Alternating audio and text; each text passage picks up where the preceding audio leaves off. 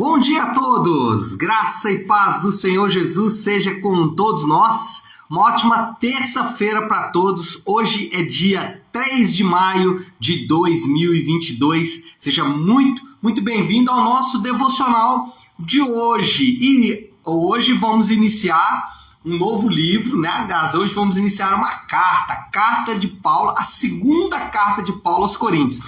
Já falamos da primeira carta de Paulo. Agora vamos falar da segunda carta de Paulo aos Coríntios. Então hoje, segunda aos Coríntios, de 1 a 3. E o tema do devocional hoje é Ministros de uma Nova Aliança. E essa é uma expressão que o próprio apóstolo usou no versículo, que é o versículo que a gente vai meditar nesta manhã. O versículo que a gente está falando aqui é o versículo 5, aliás, são dois, versículos 5 e 6 do capítulo 3. Então, segundo aos Coríntios, capítulo 3, versículos 5 e 6, diz assim, olha só esse texto. Não que possamos reivindicar qualquer coisa com base em nossos próprios méritos, mas a nossa capacidade vem de Deus. Ele nos capacitou para sermos ministros de uma nova aliança, não da letra, mas do Espírito, pois a letra mata e o Espírito vivifica. Esse é um texto que é usado aí com alguma frequência, lamentavelmente usado fora do contexto e interpretado de maneira muito ruim, mas é um texto que a turma conhece e conhece bastante. Bom, qual é o contexto aqui para a gente entender e começar a falar aí desse texto propriamente dito? Paulo, ele enxerga a necessidade, por algum motivo, ele foi questionado com relação à sua apostolicidade. Alguns indivíduos ali da cidade de Corinto, Paulo foi muito duro com os crentes ali de Corinto nas suas correspondências. Primeiro, os coríntios, a gente vê isso. Paulo é muito incisivo com os irmãos, algumas vezes até bem duro. E, além disso, provavelmente ele escreveu uma outra carta entre 1 Coríntios e 2 Coríntios, e essa carta ainda foi um pouco mais incisiva mesmo, mais dura, né? O ponto qual é? Parece que algumas pessoas questionaram a apostolicidade de Paulo. Começaram a dizer, olha, será que Paulo é apóstolo mesmo e tal? Então Paulo, ele vai escrever essa segunda carta aqui para defender o seu ministério. Ele vai mandar uma espécie de carta de recomendação dele mesmo para a igreja de Corinto, só que ele vai usar uma estratégia muito sábia. Ele vai usar a própria igreja, os próprios crentes da cidade, como essa carta de recomendação que ele manda para eles. Como se dissesse o seguinte, olha, vocês estão falando mal de mim, mas vocês me conhecem, vocês sabem quem eu sou. Eu preguei o evangelho para vocês, mais ou menos é isso que ele está fazendo. Nessa sua defesa aqui, com relação, inclusive, ele usa essa expressão, né? Vocês são cartas vivas, né? Ele fala isso aqui no capítulo 3, ele invoca essa analogia da carta, dos crentes de Corinto serem uma carta de recomendação dele. Nessa sua defesa, ele afirma aqui 3 coisas. Primeiro, a capacitação dele vem de Deus. Ele começa dizendo exatamente isso. Olha só, não que eu possa reivindicar qualquer coisa com base em nossos próprios méritos, mas a nossa capacidade vem de Deus. Qual é o ponto aqui? Paulo está dizendo do que eu posso me orgulhar. Se eu tenho alguma coisa, foi Deus que me deu. Se eu posso fazer alguma coisa, foi o Espírito Santo que me capacitou. Então, eu não tenho mérito nenhum em mim. Em outras palavras, ele estava dizendo o seguinte: vocês estão dizendo que eu não sou capaz? É verdade, eu não sou mesmo não. Mas quem me capacita é o Espírito Santo. Tem uma dessas frases da internet aí que eu gosto bastante. Até semana passada eu postei nas minhas redes sociais, que é uma frase do Spurgeon, né? Que ele diz o seguinte: quando falarem mal de você, não fique com raiva. Afirme apenas o seguinte, que eles não sabem toda a verdade. Ou seja, você é pior do que aquilo que eles estão afirmando. E muitas vezes é isso mesmo, e é isso que Paulo está dizendo aqui. Ele está falando, olha, vocês estão dizendo que eu não sou capaz? É verdade, eu não sou mesmo não. Mas quem me capacita é o Espírito Santo. Jesus, ele em vários momentos dos seus evangelhos, e aí eu quero destacar o evangelho de João, que ele fala isso de forma mais efetiva, em vários momentos do Evangelho de João, ele fala que ele enviaria o Espírito Santo. Por exemplo, ele fala que ele enviaria o Espírito Santo e o Espírito Santo nos convenceria do pecado, da justiça e do juízo. Então, o trabalho do Espírito Santo, essa capacitação do Espírito Santo é para também nos convencer disso. Mas Jesus também disse, olha, o Espírito Santo vai fluir de vocês como rio. Lá em João capítulo 7 ele vai falar isso, que o Espírito Santo ele é tão forte, tão poderoso dentro de nós, que ele vai fluir como um rio. Mais à frente, João 15, 16, ele vai falar sobre o Espírito Santo como consolador, como confortador. Então, o que o crente, o que nós como cristãos precisamos entender, aqueles que são salvos, aqueles que nasceram de novo, a primeira coisa que ele precisa entender que é básico, ele é amparado pelo Espírito Santo. E qualquer coisa que ele vier a fazer, ele vai fazer porque o Espírito Santo capacitou a fazer isso.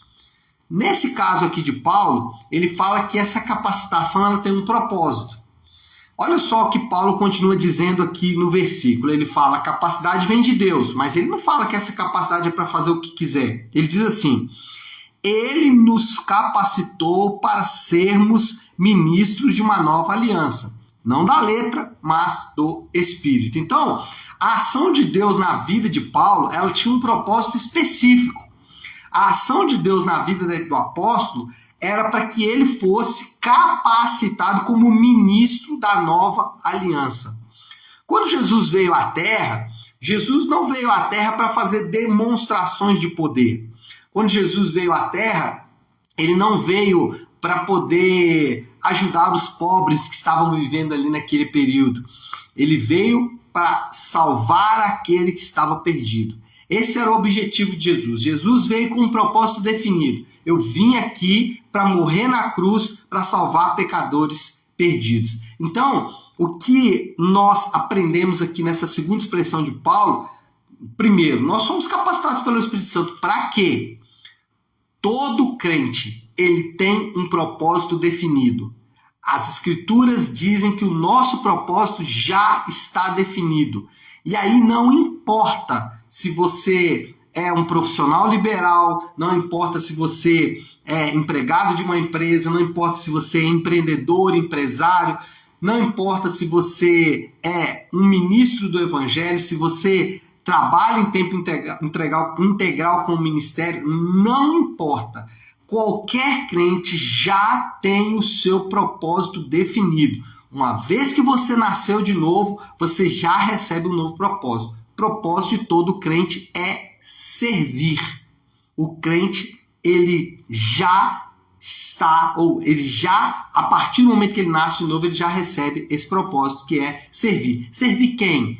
Existem pessoas específicas para servir? Sim, servir a sua família, servir aos seus amigos, servir a sua igreja local. E aqui é importante dizer que, apesar de fazermos uma espécie de classificação de ordem de prioridades a quem devemos servir, o Novo Testamento não estabelece essa ordem de prioridade. Então, muitas vezes nós falamos assim, não, eu tenho que servir primeiro a minha família, depois os meus amigos, e aí, se sobrar tempo, a igreja local. Normalmente não sobra tempo, né?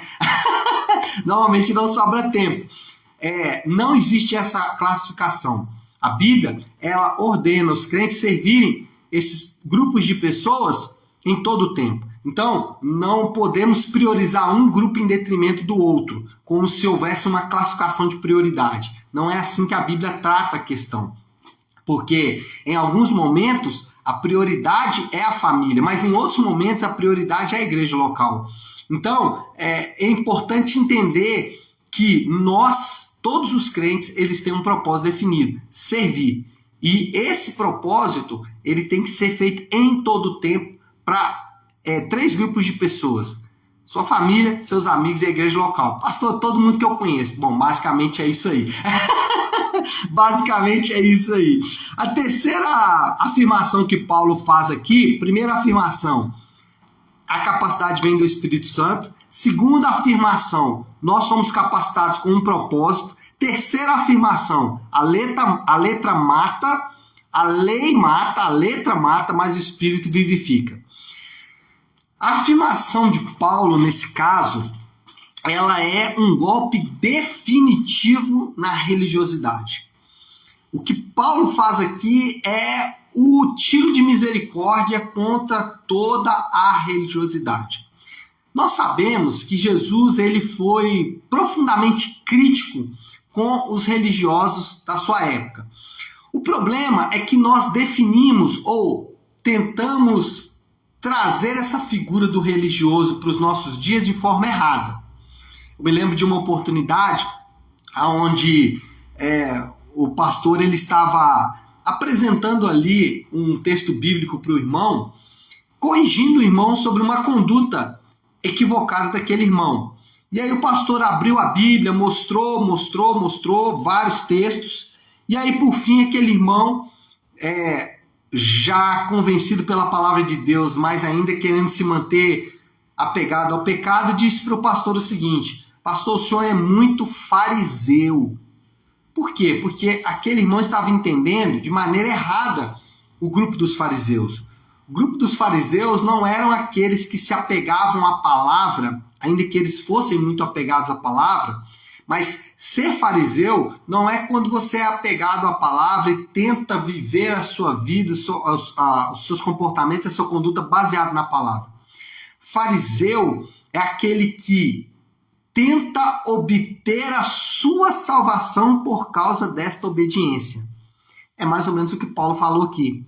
A letra, quando você tenta viver pela lei, você vai morrer.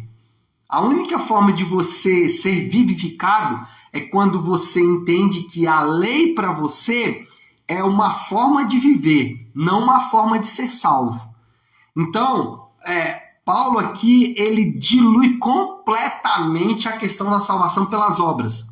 Porque quem quiser viver pelos seus próprios méritos vai acabar morto. E essa é uma realidade que nós não podemos ignorar. E Paulo vai nessa direção. Ele fala de forma muito clara: a lei mata, a letra mata, mas o Espírito vivifica.